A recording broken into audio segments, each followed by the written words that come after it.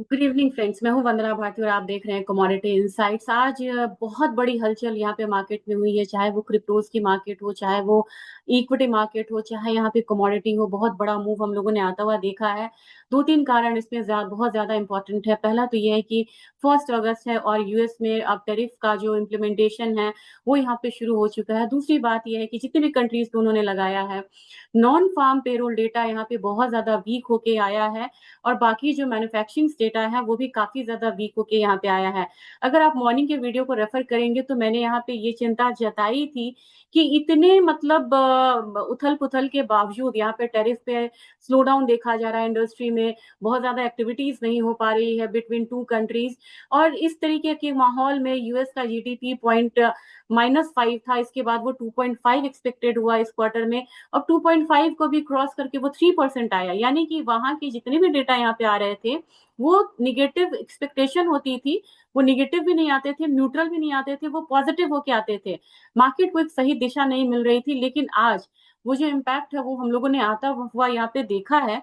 और यहाँ पे मैं शेयर करना चाहूंगी आपसे, मैं स्क्रीन शेयर करना चाहूंगी।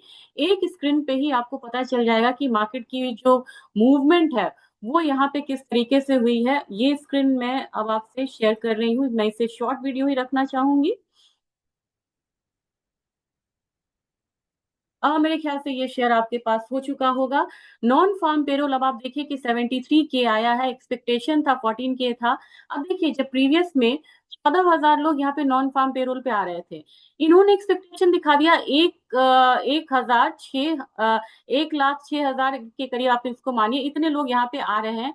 और यहाँ पे डेटा क्या आया है, 73 के आया है सिर्फ।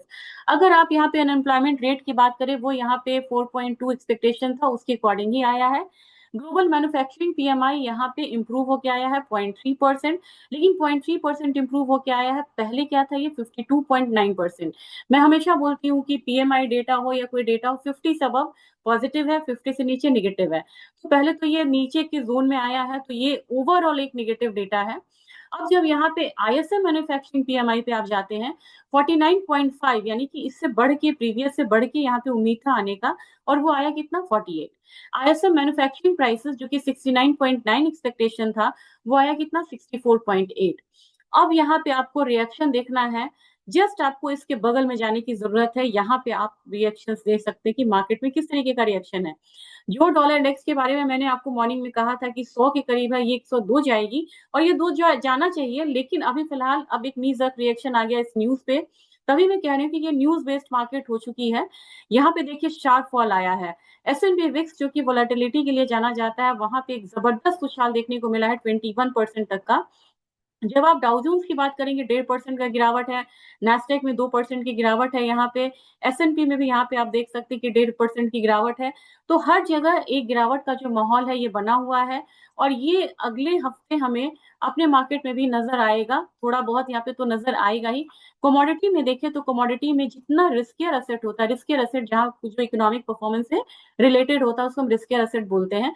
डब्ल्यू जो कि बिल्कुल ऊपर में था, आज मैंने कहा था कि करेक्शन यहाँ पे आना चाहिए, वो यहाँ पे आता हुआ दिखा है। नेचुरल गैस में यहाँ पे गिरावट है। लेकिन सेफ हेवन बाइंग जो कि यहाँ पे उम्मीद नहीं थी सिल्वर में आने की। गोल्ड तो मतलब की था कि गोल्ड में भी मेरा एक करेक्शन का व्यू बन रहा था। लेकिन ऐसे न्यूज आने पे क्या होता है ना कि एक आपको कॉन्ट्रा मूव देखने को मिलता है, जिसके लिए तैयार रहना चाहिए। आज गोल्ड ने 3400 से ऊपर का एक लेवल जो है वो यहाँ पे बना दिया। अगर सिल्वर की बात की जाए तो सिल्वर ने यहाँ पे 0.66% तक का उछाल जो है वो आता हुआ देखा है। अगर यहाँ पे बॉन्ड्स के बारे में देखें तो वो भी यहाँ पे आपको बॉन्ड्स में देखेंगे तो बॉन्ड्स भी आपको यहाँ पे काफी ज्यादा ट्रेजरी में फॉल आया है। 4-4% तक का ट्रेजरी में आपको फॉल आया है। ये एक बहुत ही कह सकते हैं कि इमरजेंसी सिचुएशंस जैसी स्थिति यहाँ पे बनती हुई नजर आ रही है। लेकिन अपने बाजार की बात करके मैं वीडियो को बिल्कुल शॉर्ट रखना चाहूंगी। मुझे लग रहा है कि अब जो अपना बाजार है, गोल्ड आपको यहाँ पे 1,000 पॉइंट बढ़ चुका है। जो गोल्ड की बात हम यहाँ पे 97,000 आने की यहाँ पे बात कर रहे थे, वो गोल्ड में अब बढ़त आ गई है और वो गोल्ड यहाँ पे 99,800 के करीब जा रहा है। और मुझे लग रहा है कि अगर ये हालत रही तो एक बार ये 1,05,100, 1,07,000 वाला जो रेंज है उसको पकड़ के यहाँ पे जा सकता है। तो एक बार फिर से गोल्ड में बाइंग आई है। हालांकि ये भी सिचुएशन है, यहाँ पे आप देखेंगे काफी ज्यादा रेजिस्टेंस है 1 लाख के करीब। तो 1 लाख से ऊपर बंद होगा तभी हम यहाँ पे फर्दर यहाँ पे बाइंग का कुछ या सोच सकते हैं कि नेक्स्ट इंडिकेशन है, नहीं तो आपको एक करेक्शन फेज जो है वो कंटिन्यू रहना चाहिए। लेकिन आपको मैं सिल्वर के बारे में बताना चाहूंगी, सिल्वर यहाँ पे अगेन $37 के करीब है। इसने काफी ज्यादा एक डाउनसाइड दिखाया था, और आज इसने जो इसका फिबोनाची पे 23% वाला जो सपोर्ट था वहीं से ये वापस किया है। और वो सपोर्ट कितने का था, वो था 36.21। अगर आप मॉर्निंग वीडियो रेफर करेंगे, आपको मैंने उतना ही यहाँ पे सपोर्ट बोला था, प्लीज उसको रेफर करिएगा। अब यहाँ पे जाके आपको 37.4 से लेके 37.93 का रेंज दिख सकता है। सिल्वर अब यहाँ पे आपको 1,10,000 फिर होती हुई नजर आ रही है। और यहाँ पे बहुत ज्यादा अपसाइड ना सोच करके सिर्फ आप 1,11,700 यानी कि 1,12,000 तक मान के चलिए, एक कुछ हाल आता है, उसके बाद फिर से एक पॉज देखने को मिलेगा। और साथ में अगर बात की जाए क्रूड ऑयल की, तो क्रूड ऑयल अब यहाँ पे 58.84 तक आ चुका है। नेक्स्ट यहाँ पे 58.25 का एक रेंज रहेगा। अगर बात नेचुरल गैस की हो, नेचुरल गैस हमारे यहाँ अपसाइड ही ट्रेड हो रहा है, तो 275 एक्सपेक्टेड है। और कॉपर जिसमें यहाँ पे गिरावट बाहर के मार्केट में तो अपसाइड है, लेकिन हमारे मार्केट ने अपसाइड नहीं लिया है, कॉमिक्स में लिया था, क्योंकि कॉमिक्स में बहुत ज्यादा फॉल था, इसलिए वहां के मार्केट में ये अपसाइड लिया है। तो बहुत ज्यादा हमारे मार्केट में यहाँ पे रिफ्लेक्ट होगा ये मतलब जरूरी नहीं है। तो कॉपर में 275 हम मान सकते हैं। और जिंक जो है वो यहाँ पे ऑलरेडी बहुत ज्यादा लोअर साइड ट्रेड कर रहा है, तो 260 के करीब एक सपोर्ट रहेगा। ये एक इवनिंग अपडेट था, मतलब लेट नाइट आप कह सकते हैं इसको। मिलते हैं मंडे, लेकिन अभी ट्रेड को कैरी फॉरवर्ड ना करें, वो यहाँ पे बेहतर रहेगा। Thank you.